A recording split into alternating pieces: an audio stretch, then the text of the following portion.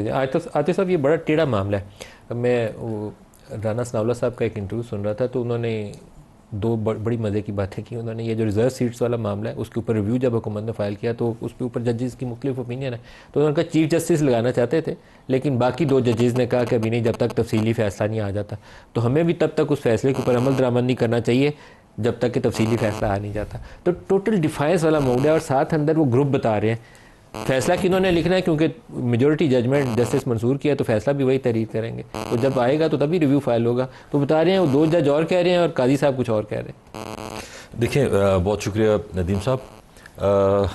ये चीज़ें पाकिस्तान में बहुत अरसे से होती रही, आपको भी पता है, मतलब कॉमन हर एक आदमी को पता है, लेकिन इस तरीके से कभी नहीं हुई जो आज हो रही है। मतलब वो मैं कहता हूँ कि बाद में कोई जज ने कह दिया कि जी मेरे ऊपर प्रेशर था, या कोई ऑडियो रिकॉर्डिंग आ गई या वीडियो रिकॉर्डिंग आ गई, लेकिन सिटिंग जजेस इस्लामाबाद हाई कोर्ट के 6 जो भी भाई ने बताया, उन्होंने जो लिखा या आज जो आपने सुनवाया, मतलब इससे ज़्यादा और क्या हो सकता है कि ये जो डालना चाहते हैं प्रेशर जुडिशरी पे।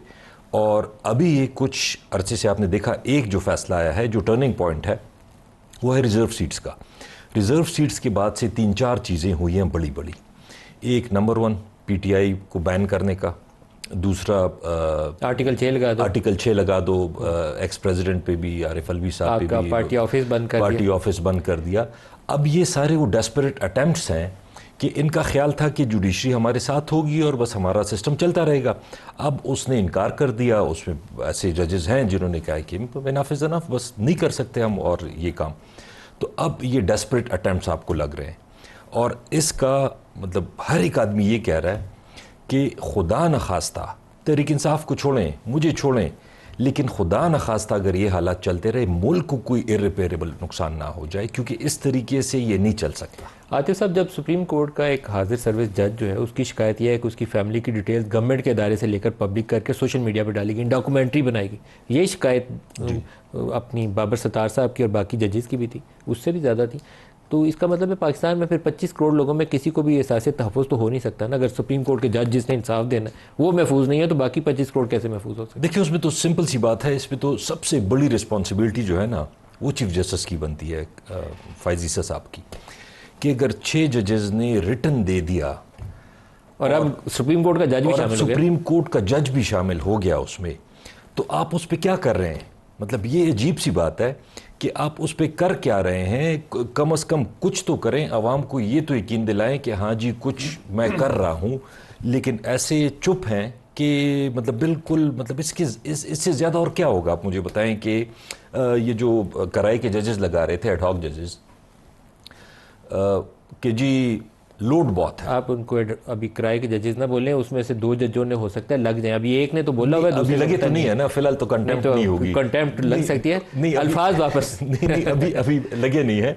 देखिए, सिंपल सी बात है, 58,000 केसेस हैं।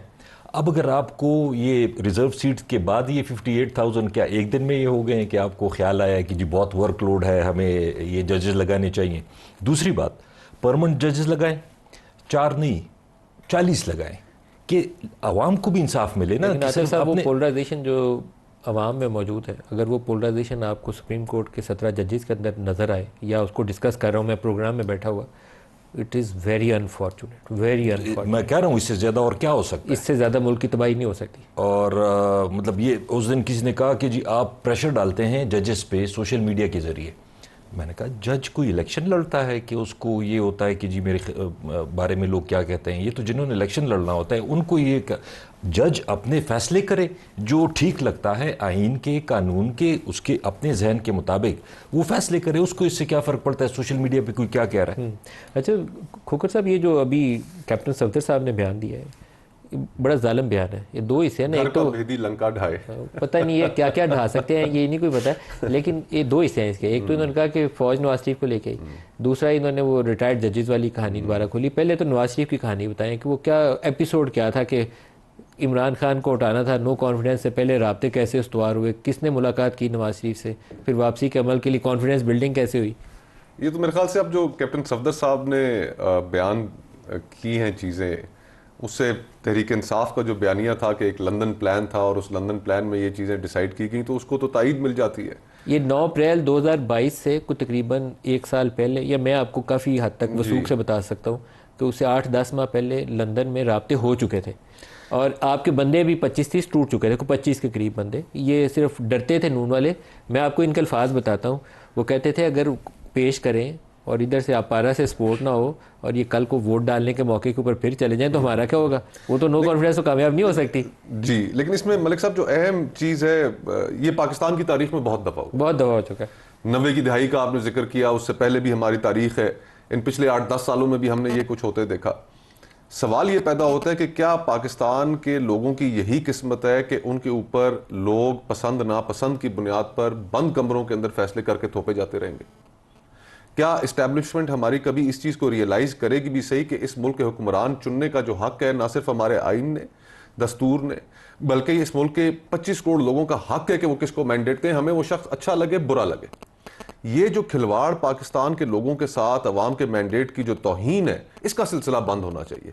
आज मौसूफ को एक साहब पसंद आ गए, अगले दिन उनकी एक मूड स्विंग आया और उन्हें फिर एक और साहब पसंद आ गए, और उसके अंदर भी पसंद नापसंद में जाती सेल्फिश इंटरेस्ट शामिल होते हैं, अपनी extensions. To be fair with all the politicians, जो इमरान खान का राइज था ना 2018 में, 2011 ऑनवर्ड, वो भी इसी तरीके से था। वो भी इसी तरीके वो से पसंद आ गए थे जी। तो वो बाकियों को चोर डाकू के लकब देकर उनको उतार के इक़्तिदार से परे फेंकना था और इमरान को ऊपर लाना था।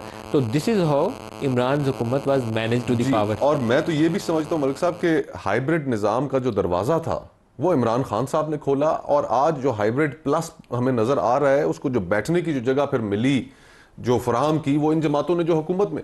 और सियासतदान भी अब देखते हैं इस्टेब्लिशमेंट की तरफ कि अगर कि हम हुकूमत में आने के लिए अवाम के वोटों की तरफ, उनकी हमें कोई ज़रूरत नहीं, हमने जलसे जुलूस भी नहीं करने। मियाँ नवाज शरीफ साहब का आपने जिक्र किया, इलेक्शन कैंपेन के अंदर कितना वो बाहर निकले, क्योंकि उनको इत्मीनान था कि मेरी बात हुई भी है, मुझे इन्होंने हुकूमत पकड़ानी है, मुझे इन्होंने हुकूमत बड़े देनी मियाँ है। साहब की गल हो गई। जी हाँ।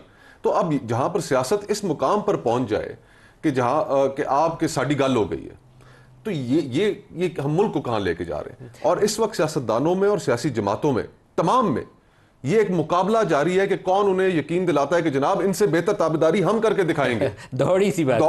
अच्छा, आपको आतिफ साहब, मैं आप खुद क्योंकि उस सारे प्रोसेस का हिस्सा थे, सारी चीज़ों से बाखबर होंगे, लेकिन जब सेनेट का इलेक्शन हो रहा था, यूसुफ रज़ा गिलानी बमुकाबला हफीज़ शेख, उस वक्त आपकी पार्टी के 25 बंदे टूट चुके थे। ये तयशुदा बात है। 9 अप्रैल 2022 से एक साल पहले आपके 25 बंदे टूट चुके थे। जब वो यूसुफ रज़ा गिलानी ने इलेक्शन जीत लिया और इमरान खान को झटका लगा कि ये मेरे साथ क्या हो गया, और उसने कहा कि मैंने वोट ऑफ कॉन्फिडेंस लेना है, तो वोट ऑफ कॉन्फिडेंस के लिए आपको वोट डालने के लिए वो बंदे नहीं थे आ रहे जिन्होंने यहाँ से लंदन राब्ता कायम किया हुआ था। 16 बंदे वो थे, सिर्फ टिकटों की खातर गए थे, पैसों की खातर नहीं थे गए, टिकटों की खातर। उस वक्त नून लीग पंजाब में तगड़ी थी। तो फिर एक अफसर साहब से, मैं उनका, मुझे पता है कि वो नाम भी क्या है और ओहदा भी क्या है, लेकिन मैं उनका नाम नहीं लेता क्योंकि साउथ पंजाब के बहुत सारे MNAs थे, उनको वहाँ से फ़ोन आ रहा था, लाहौर से आ रहा था, चले शहर भी बोल देता हूँ, वहाँ से फ़ोन आ रहा था। उसके बाद वो इमरान को वोट डालने आए। एक दो फिर भी अटके हुए थे, फिर उनको यहाँ से एक साहब ने फ़ोन किया, वो आपके बजट सेशन में भी बाकी मौके पे भी आपके अरकान वही पूरे करते थे, तो फिर वो 2-3 जो रह गए थे वो फिर पूरे हुए। आपकी हुकूमत फारिग थी एक साल पहले से, बस एक कुदरत का निज़ाम है कि बहुत सारे लोगों ने रुसवा होना था, वो इसमें रुसवा हो गए, नहीं तो बंदे आपके टूट चुके थे साल पहले।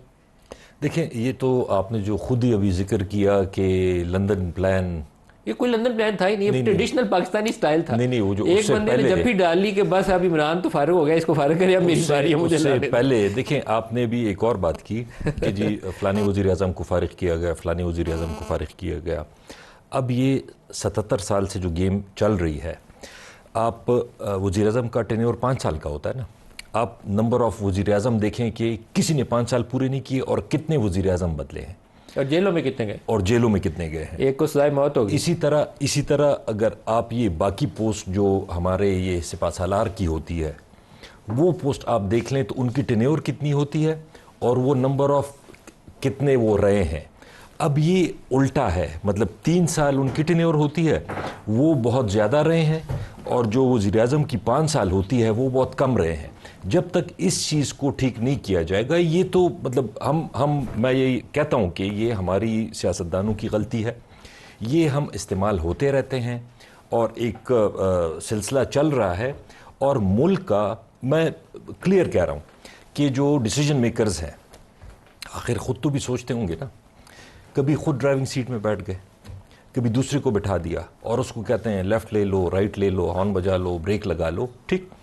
लेकिन at the end of the day मुल्क क्या अगर बेहतर होता, आज मुल्क क्या बेहतर है? अगर मुल्क बेहतर होता हम कहते ठीक है बस माशाल्लाह है, जो भी है हम गुजारा कर लेंगे, लेकिन महंगाई, बेरोज़गारी, बदअमनी, जमहूरियत, ये क्या है? इकॉनमी तो बैठ गई है ना सर।